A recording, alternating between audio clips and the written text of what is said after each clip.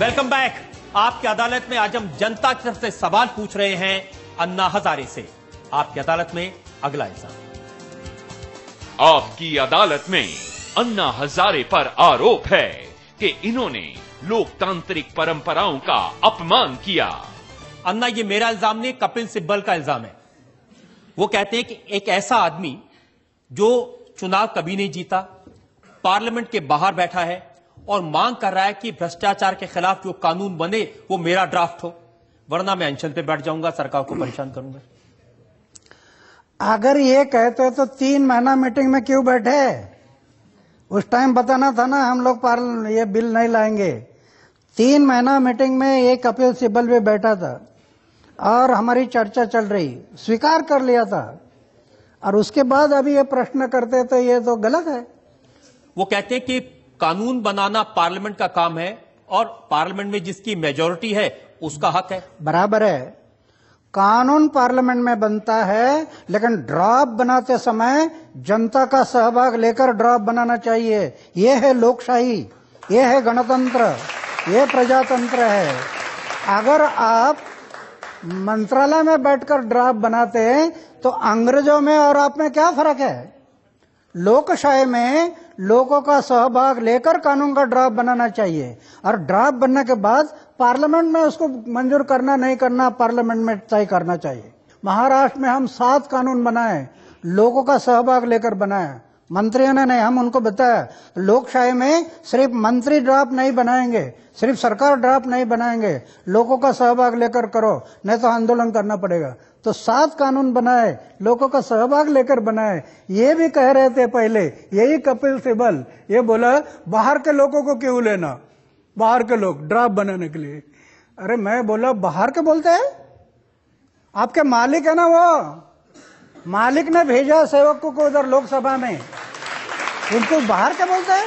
लेकिन अन्ना, वो कहते हैं कि आपकी तो जिद है, अगर आपका जन लोकपाल बिल का ड्राफ्ट है वो पास होगा तो ठीक है, वरना परेशान। ऐसा हम नहीं कहा, हम कहा जितने ड्राफ्ट आ गए वो ड्राफ्ट पर जिन्होंने हमारा ड्राफ्ट है, सरकार का ड्राफ्ट है, अरुणा राय का ड्राफ्ट है, सबको रखो, कैबिनेट में रखो, स्टैंडिंग कमेटी में भेजो, जो वो निर्णय लेंगे वो हमें मानने हैं, लेकिन आगे तो भेजो। इन्होंने सिर्फ अपना ड्राफ्ट भेजा, सड़ा फुड़ा ड्राफ्ट, जो इसका कोई लाभ नहीं, और हमारे ड्राफ्ट भेजे ही नहीं, ना कैबिनेट में भेजा, ना स्टैंडिंग कमेटी में भेजा, ना पार्लियामेंट में भेजा। तो ये गलती जो किया है इन्होंने, अगर ड्राफ्ट आए तो आप उनको आगे भेजना जरूरी है। लेकिन उनकी नाराजगी यह है कि आप और आपके सहयोगी, अरविंद केजरीवाल का जिक्र किया उन्होंने, वो कहते हैं कि संसद में हत्यारे और बलात्कारी बैठे हैं। इतने कठोर शब्दों का इस्तेमाल किया एमपीज के लिए, ये तो लोकतंत्र का सम्मान नहीं है। अगर उनको लगता है कि ये गलत किया तो उन्होंने दावा लगाना चाहिए, जो फैसला होगा होगा, न्याय देवता न्याय देगी। ये बोला बराबर है, आपका बराबर है, क्या है, जाने दो, होने दो इंक्वायरी। लेकिन उनका सवाल यह कि अगर आप कहते हैं कि संसदीय, ये दिग्विजय सिंह ने पूछा है, अगर संसद खराब है, अन्ना हजारे कहते हैं अगर संसदीय व्यवस्था खराब है तो कौन सी व्यवस्था है जिसको आप मानते हैं? संसद को हम खराब कभी कहा नहीं, संसद को कभी खराब कहा नहीं, संसद ही देश की सर्वोच्च व्यवस्था है। लेकिन संसद में जो कई सांसद गए, आज 150 से ज्यादा दागी है सांसद, तो क्या संसद का पवित्र रहेगा? तो उसको कैसे ठीक करेंगे आप? ये तो वोटर और पक्ष और पार्टी, उसको ठीक करने के लिए हम पीछे पड़े सरकार के। राइट टू रिजेक्ट कानून बनाओ, 10 उम्मीदवार खड़े हैं, वोटर बोलते ये तो सब गुंडा है, मैं किसको वोटिंग करना, ये तो एक भी पवित्र पात्र नहीं है। तो हमारा कहना है आखिरी चिन्ह डाल दो, नापसंदी, आखिरी चिन्ह नापसंदी। अभी वोटर देखेगा, वोटर देखेगा, एक भी पसंद नहीं, नापसंदी पर मोहर लगाएगा।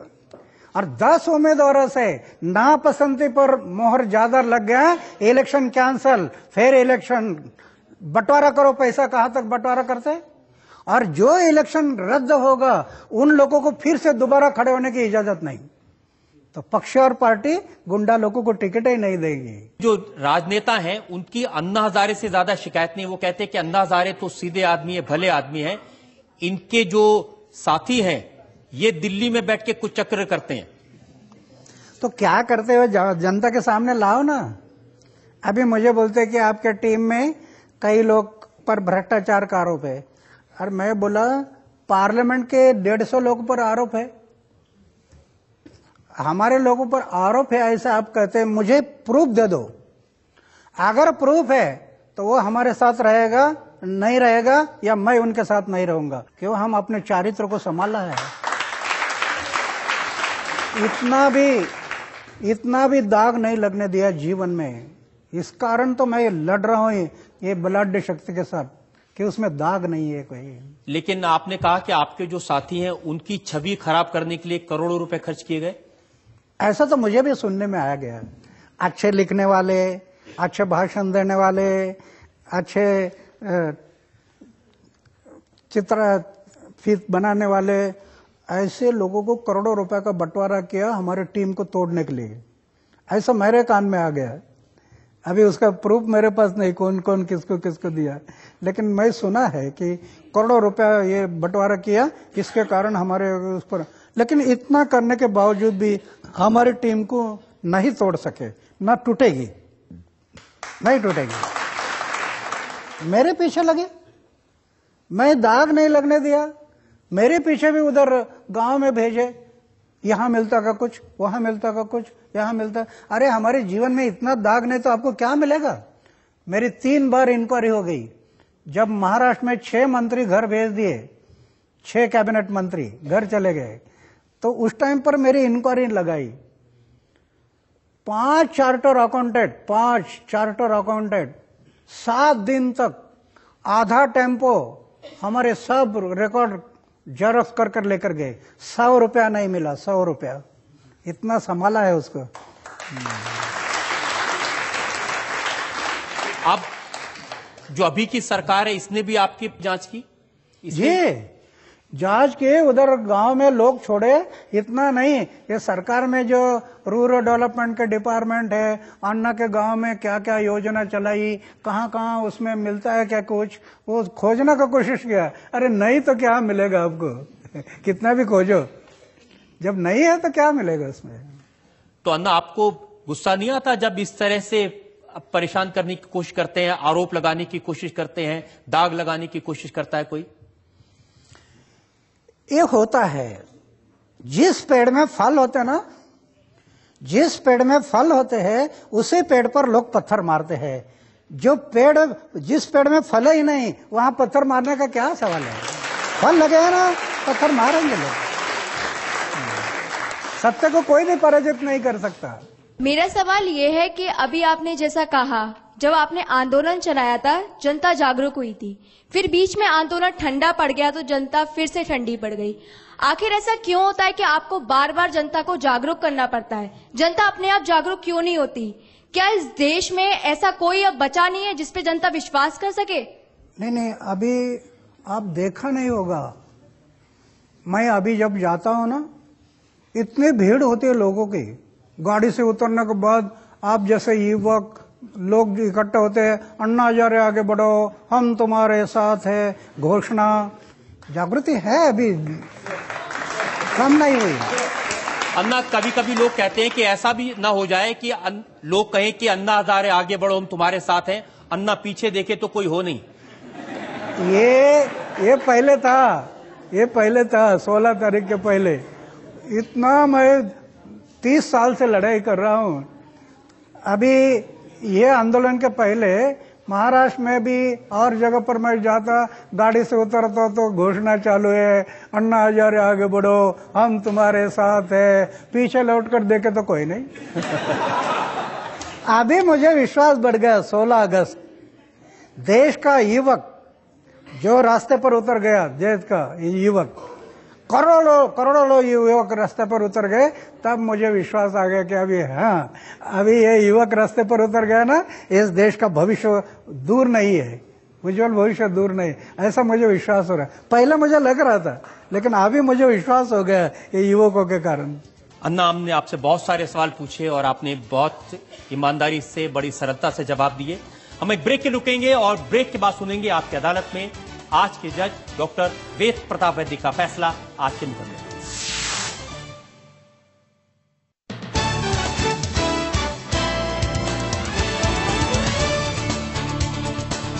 Welcome back. आपकी अदालत में आज हमने मुकदमा चलाया अन्ना हजारे पर। हमने अन्ना हजारे से पूछा उनका आंदोलन बीच में क्यों रुक गया। हमने अन्ना हजारे से पूछा उनकी सेहत क्यों खराब हुई। अन्ना हजारे से हमने पूछा आने वाले दिनों में उनका आंदोलन क्या स्वरूप लेगा। आपकी अदालत में अब वक्त है आज की जज डॉक्टर वेद प्रताप वैद्य के फैसले का। अन्ना हजारे जी पर जितने भी आरोप लगे हैं मैं उन सबको रद्द करता हूं।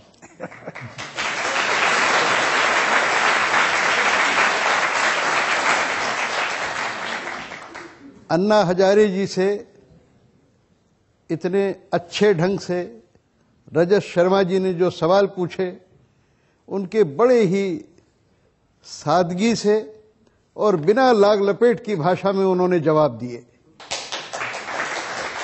अन्ना हजारे जी और रामदेव जी मिलकर अगर ठीक से सोच सकें कि कैसा बड़ा विशाल व्यापक जन आंदोलन चलाना है तो मुझे विश्वास है कि जो दल और जो सरकारें उनका आज विरोध कर रही हैं वो भी उनके पीछे होंगी। ये अदालत आपका अभिनंदन करती है। आप जमकर आंदोलन चलाएं और आंदोलन सफल हो और देश में एक नए तरह की क्रांति आए।